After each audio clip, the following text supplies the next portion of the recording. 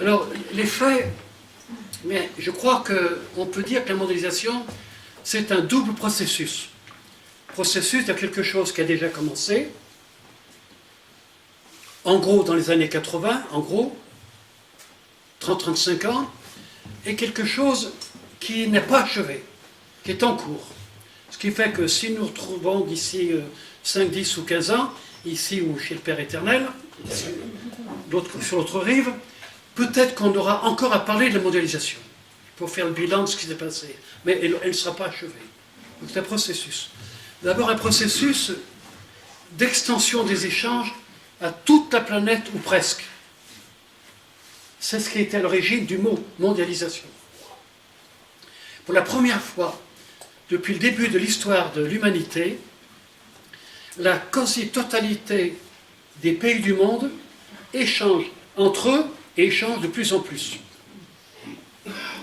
Je lisais récemment le livre d'un des meilleurs spécialistes français de la géopolitique, Gérard Chaliand.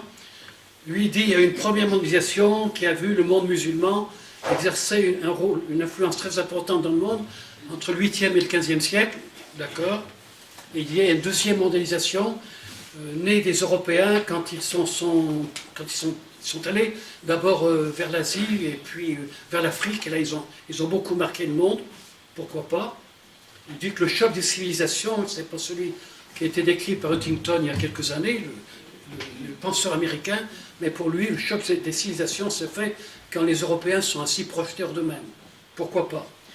Jean Boissonnac, vous devez connaître sans doute au moins de nom, pour lui, la mondialisation, c'est quand les Européens, au XVIe siècle, sont partis pour la première fois perpendiculairement à la côte pour aller vers l'Asie, par l'ouest, et en arrivant, pas de chance, ou de la chance au milieu, par un continent qu'ils ne connaissaient pas, qu'on a appelé les Amériques.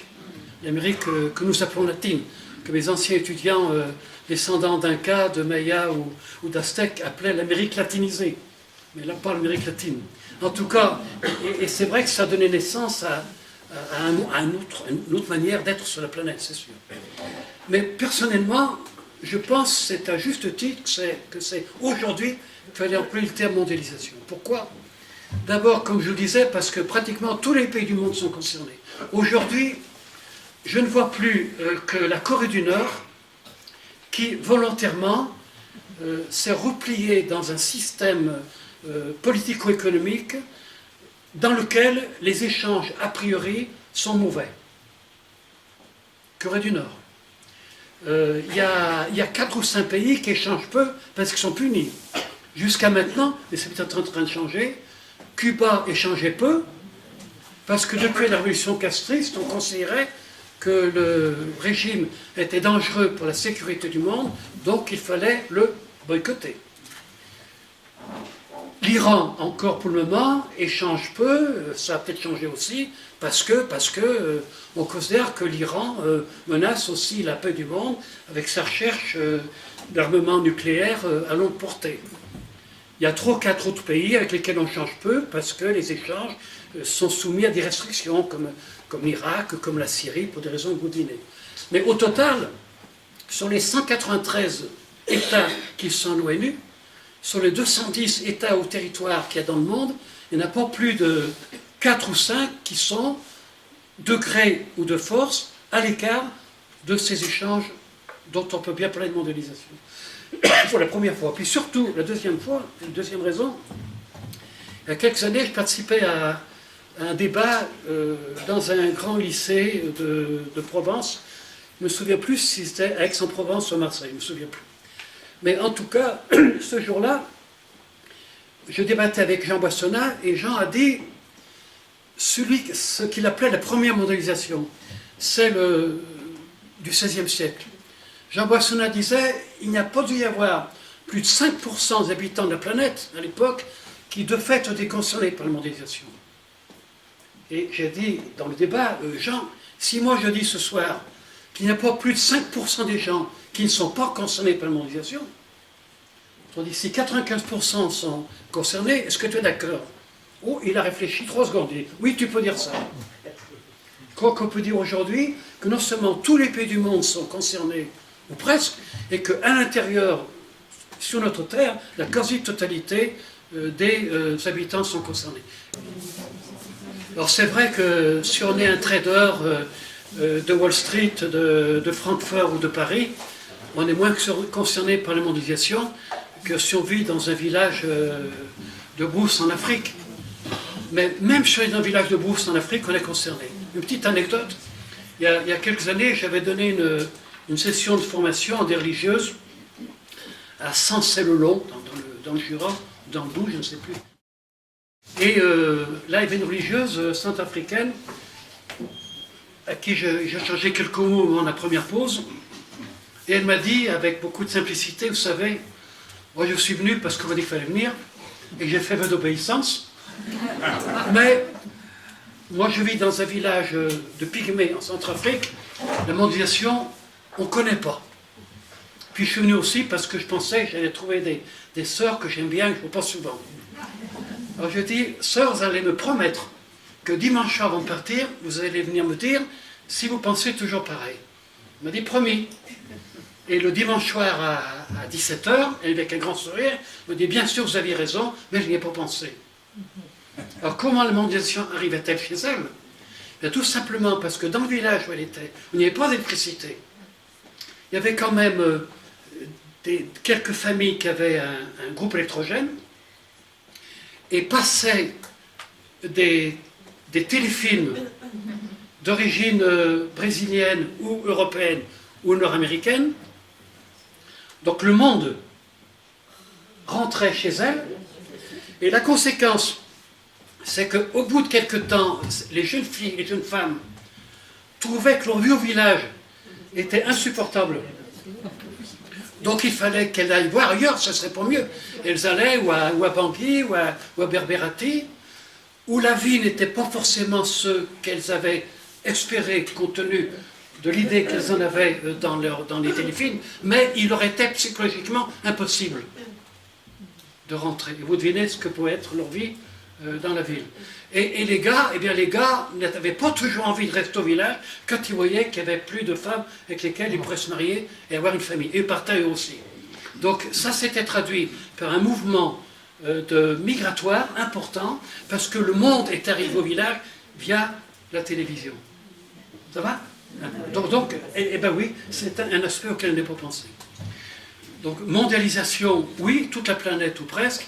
Et puis deuxième processus, un processus d'intensification des échanges de toute nature. Je vais faire une confidence, j'en ferai 3 ou 4 dans la soirée, pas trop. Lorsque le directeur de l'atelier, de la maison d'édition, m'a demandé de faire ce livre, j'en avais pas envie du tout parce que je n'aime pas écrire. Et puis, ce qui m'a décidé à le faire finalement, c'est que je trouve que les économistes, et c'est un peu ma famille, ils n'envisagent la mondialisation que trop strictement comme un phénomène économique. Or, c'est un phénomène qui est bien sûr économique, financier, mais qui n'est pas qu'économique. Donc, si j'écris un livre, je parlerai de tous les aspects de la mondialisation, y compris des aspects peut-être moins connus. Donc, intensification des échanges de personnes.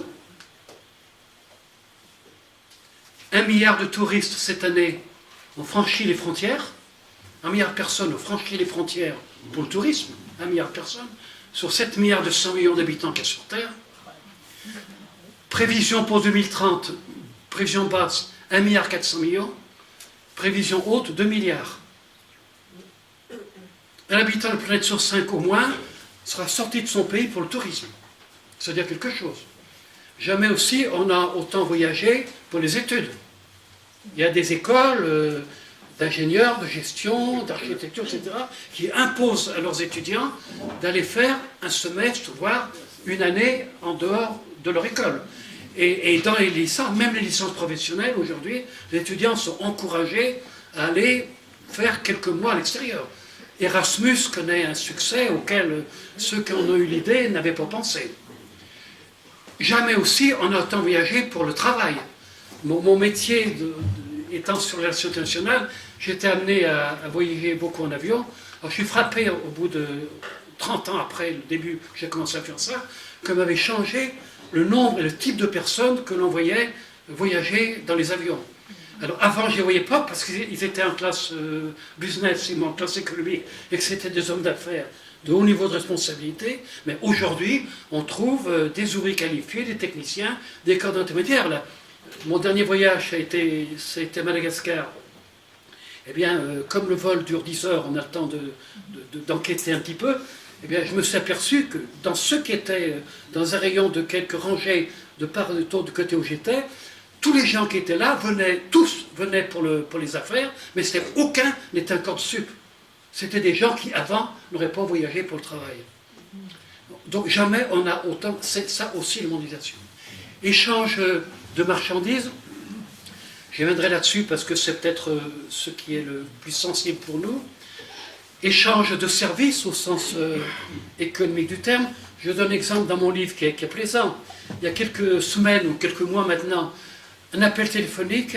Allô monsieur, Nathel qui vous appelle. Je suis chargé pour telle entreprise. Je ne dirai pas, publicité n'est pas la peine. Je viens vous proposer une offre pour un nouveau contrat pour votre portable, votre box. Je lui dis, vous êtes bien sûr que vous appelez Nathalie? Parce qu'elle avait un accent arabe prononcé. Alors elle m'a dit, non monsieur, mais on m'a dit qu'il fallait me présenter comme tel.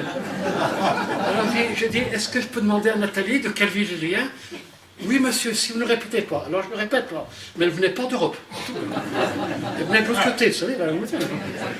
Autrement dit, aujourd'hui, il y a des services, réservation de place dans les hôtels, services après-vente, qui ne se font plus chez nous, mais qui se font à l'extérieur. Et puis, il n'y a pas que ça. Il y a des grandes entreprises nord-américaines notamment, ou britanniques, qui font faire la gestion de leurs entreprises complexes, soit à Bangalore en Inde, soit dans d'autres villes où le coût de la main-d'œuvre il est entre 5 et 7 fois moins cher que le coût de la main-d'œuvre. J'aime bien la revue Alternatives économiques. L'ancien directeur, le créateur de la revue, Denis Clair, me disait qu'à Alter Eco, ils ont reçu il n'y a pas longtemps des propositions de traiter, de fabriquer leur revue. Le prix est à peu près 3 fois plus faible que ce que ça demanderait en France. Ça, on est dans le service ou la production. Échange donc de services, échange de capitaux. 5300 milliards de dollars de capitaux changent de pays tous les jours. 5300 milliards de dollars de capitaux changent de pays tous les jours. Et 1% seulement, c'est pour régler des factures. 1%. Et le reste alors? Je vais en donner quelques exemples. Vous connaissez le vieux proverbe français, on ne met pas tous les œufs dans le même panier. Lorsque nous portons notre argent à la banque, même une banque coopérative, ou lorsque nous souscrivons un contrat d'assurance, même à une mutuelle, ben, il est évident que l'argent récolté, une partie bien sûr va être disponible dans les médias au cas où il y aurait des retraits massifs d'un nombre important de personnes, mais le reste, on le fait travailler. Bien, avant la mondialisation, cet argent il était placé dans le pays où il était collecté. Maintenant, il est placé partout. Partout. Partout. Partout. En arbitrant entre des placements qui sont sûrs mais qui ne rapportent pas beaucoup.